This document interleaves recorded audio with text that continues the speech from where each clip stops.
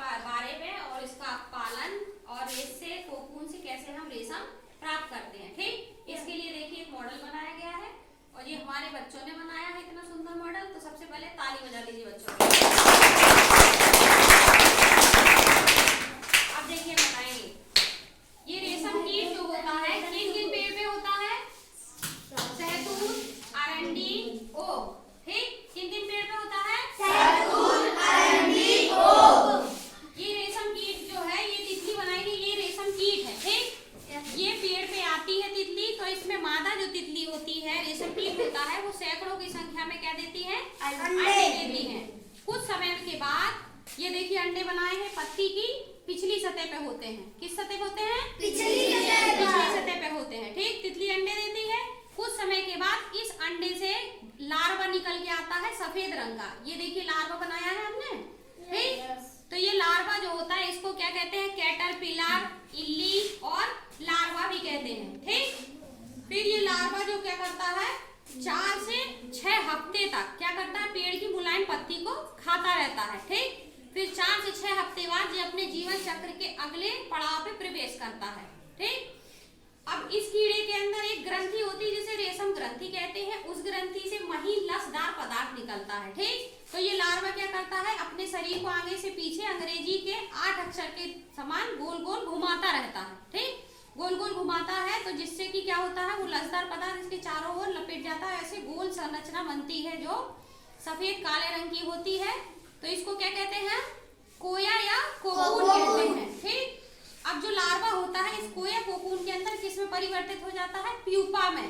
ठीक, रेशम कीट ने अंडे दिए, अंडे से लार्वा निकला, लार्वा इस कोया कोकून के अंदर किस में बदल गया?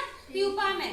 वो प्यूपा कुछ समय के बाद वयस्क रेशम कीट बन जाता है। ठीक, फिर इसी कोया कोकून को काट के बाहर आता है और फिर से जीवन चक्र को पुनः प्रारंभ करता है। इस प्रकार से ये चक्र रेशम कीट का चलता रहता है। ठीक, अब रेशम कीट के पालन के बारे में बताएंगे। तो रेशम कीट के पालन को हम कहते हैं सेरीकल्चर। क्या कहते हैं? सेरीकल्चर।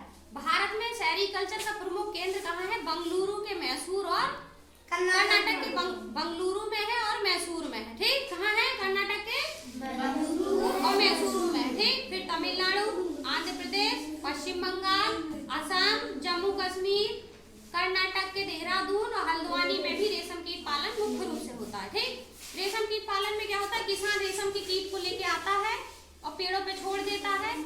तो जो रेशम कीट की मादा कीट होता है वो बड़ा होता है और सैकड़ों की संख्या में अंडे देती है। तो किसान उस अंडों को सफेद कागज के कपड़े की पट्टी पे इकट्ठे कर लेते सावधानी पूर्वक और रेशम कीट पालकों को बेचते हैं। ठीक, फिर रेशम कीट जो पालक होते हैं उन अंडों को लेके कहाँ जाते हैं? अपने रेशम कीट पालक गृह में लेके जाते हैं। वहां पर उचित नमी में रखते हैं। फिर कुछ समय के बाद उसमें से क्या निकलता है? लार्वा निकलता है। ठीक, क्या निकलता है? लार्वा निकलता है।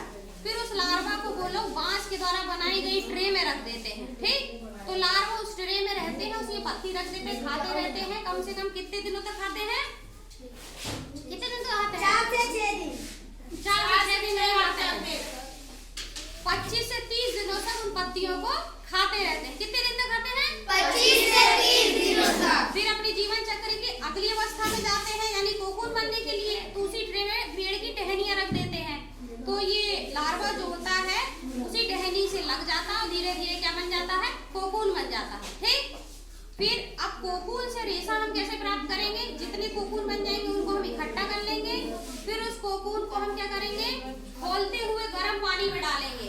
ठीक, कितनी देर के लिए? 10 से 15 मिनट के लिए। लेकिन ध्यान रहे प्यूपा से वयस्क रेशम कीट बनने से पहले ही गर्म पानी में डालेंगे। ठीक, तो उसमें से कैसे उच्च कोटि का रेशम प्राप्त होगा? अगर कोकून में से रेशम का कीट कोकून को काट के बाहर आ जाएगा तो निम्न कोटि का रेशम प्राप्त होगा। ठीक, उसी रेशम को फिर कई रंगों में रंग के सुंदर सुंदर वस्त्र बनाए जाते हैं। ठीक, अब सबसे अच्छा रेशम जो प्राप्त होता है वो किससे होता है? शहतूत के पेड़ के रेशम के कीट से जो प्राप्त होता है। इसके अलावा जो ओक और अरंडी के रेशम कीट से रेशम प्राप्त होते हैं उसमें कितने प्रकार के हैं? टसर रेशम, मूंगा रेशम, एरी रेशम और कोसा रेशम। ठीक, तो सब बच्चों को समझ में आया? Yes ma'am. रेशम कीट का जीवन चक्र। ठीक, चलो सब बच्चे एक बार फिर से ताली बजाओ।